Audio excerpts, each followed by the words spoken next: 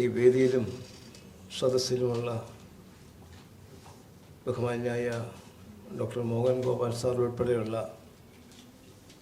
ബഹുമാന്യരെ എല്ലാവർക്കും നമസ്കാരം. ആദ്യമായി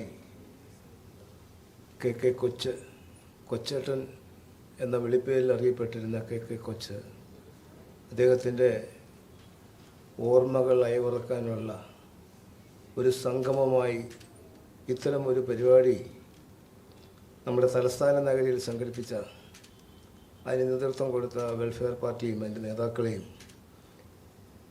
ആദ്യമായി ഞാൻ അഭിനന്ദിക്കുകയാണ്.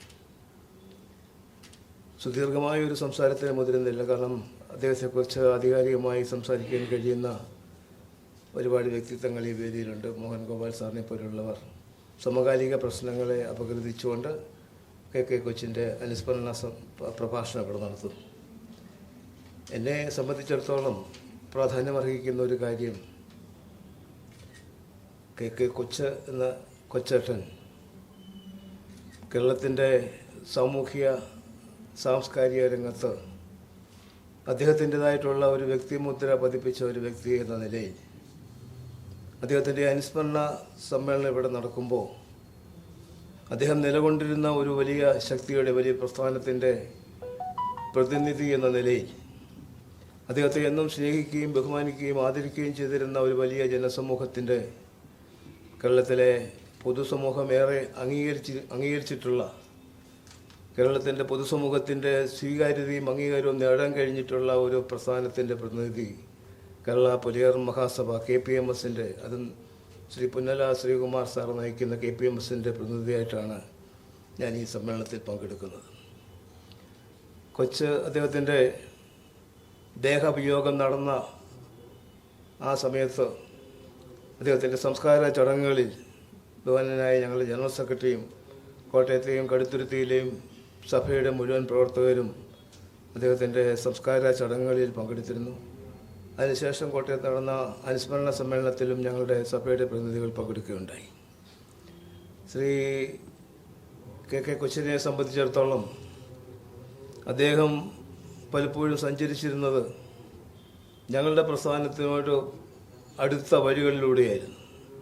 അദ്ദേഹത്തിൻ്റെ ആശയങ്ങളും അദ്ദേഹത്തിൻ്റെ പ്രവർത്തനങ്ങളും പലപ്പോഴും ഞങ്ങൾക്ക് അങ്ങേയറ്റം ആവേശകരമായിട്ടുള്ള ഒരു കാര്യമായിരുന്നു. പല ഘട്ടങ്ങളിലും ഞങ്ങളുടെ പ്രസ്ഥാനം പ്രതിസന്ധികളെ നേരിട്ടിരുന്ന ഘട്ടങ്ങളിലൊക്കെ നമുക്ക് ആവശ്യമായിട്ടുള്ള നിർദ്ദേശങ്ങളും ഉപദേശങ്ങളും തരുന്ന കാര്യത്തിൽ കൊച്ചേട്ടൻ എന്നും മുൻപന്തിയിലുണ്ടായിരുന്നു എന്നുള്ളത് ഏറ്റവും നന്ദിപൂർവ്വം ഞാൻ ഈ അവസരത്തിൽ സ്മരിക്കുകയാണ്.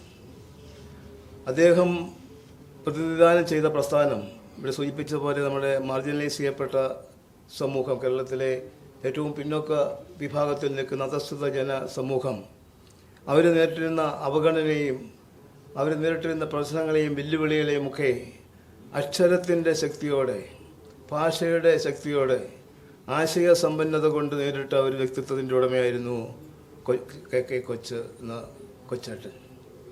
അദ്ദേഹത്തിൻ്റെ വിയോഗം കേരളത്തിലെ ഏറ്റവും പിന്നോക്കം നിൽക്കുന്ന ജനവിഭാഗത്തെ സംബന്ധിച്ചിടത്തോളം ഒരു വലിയ നഷ്ടമാണെന്ന് പറയുമ്പോൾ അതൊരു അതിശക്തിയായി തീരുമെന്ന് എനിക്ക് തോന്നുന്നില്ല. അദ്ദേഹത്തിൻ്റെ വിയോഗം സൃഷ്ടിച്ചിരിക്കുന്ന ആ ശൂന്യത നികത്താനാവാത്ത ഒന്നാണ്. എന്നിരുന്നാലും അദ്ദേഹം നമുക്ക് പകർന്നു തന്ന ആശയങ്ങളും അദ്ദേഹത്തിൻ്റെ രചനകളും അദ്ദേഹത്തിൻ്റെ വാക്കുകളും ഒക്കെ എന്നും ഞങ്ങളെ സംബന്ധിച്ചിടത്തോളം അത് ആവേശകരമായിട്ട് ഞങ്ങൾ കാണുന്നു. അത് തീർച്ചയായിട്ടും അത്തരത്തിലുള്ള അദ്ദേഹത്തിൻ്റെ പ്രവർത്തന ശൈലി ഞങ്ങൾക്ക് ഏറെ ആവേശം തരുന്ന ഒന്ന് തന്നെയാണ് എന്ന കാര്യം കൂടി സൂചിപ്പിച്ചുകൊണ്ട് ഒരിക്കൽ കൂടി ഇത്തരത്തിലൊരു മഹത്തായ പരിപാടി ഇവിടെ സംഘടിപ്പിച്ച വെൽഫെയർ പാർട്ടിയുടെ തിരുവനന്തപുരം ജില്ലയിലെ നേതാക്കളെ അഭിനന്ദിച്ചുകൊണ്ട് അദ്ദേഹത്തിൻ്റെ ദീപ്ത സ്മരണയ്ക്ക് മുമ്പിൽ ആദരാഞ്ജലികൾ അർപ്പിച്ചുകൊണ്ട് ഞാൻ എൻ്റെ വാക്കുകൾ ഇവിടെ അവസാനിപ്പിക്കുന്നു. നന്ദി, നമസ്കാരം.